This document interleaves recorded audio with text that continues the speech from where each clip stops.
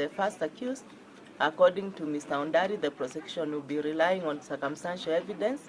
There has been reference made to the evidence in the investigating officer's affidavit. At this stage, that reference is based on conjecture, and I find it is dangerous to use it now as a ground to deny bail. That is the kind of evidence the court has to test cautiously at the trial. So I find that there are compelling reasons not to grant the second and the third accused bail at this stage. I find releasing them may send fear, anxiety to potential witnesses and therefore lead to intimidation, which may adversely affect the case.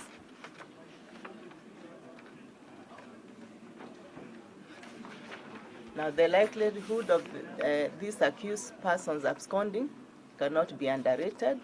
I also find that their release is likely to disturb public order, peace, and therefore public security, especially bearing in mind the reaction of the public at the time of the arrest and also the investigations into this case. In conclusion, the court declines to grant the second and the accused person's bail. The first accused person is granted bail on the following terms. The first one, the first accused may be released upon deposit into a court of a cash bail in the sum of Kenya shillings 5 million. In addition, the first accused will provide 2 sureties of 5 million each.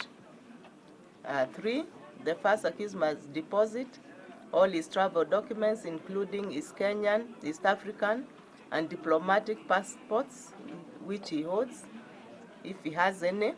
And then 4, the court will be at liberty to cancel his bail and bond and to remand the first accused in custody if any of the following conditions, which I hereby set as part of the terms upon which he is released, are breached. Number 1, he shall not cause an adjournment in this case. Number 2, he shall report once a month to the deputy registrar of this court.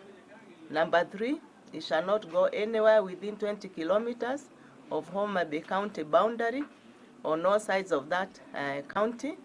And you tell me now whether you know where the boundary is.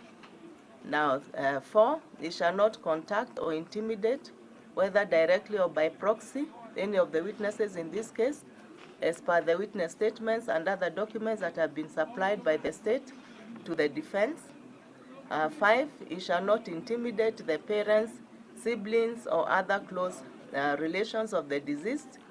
6, he shall refrain from mentioning or discussing the deceased or this case in any gatherings or political meetings, whether public or private.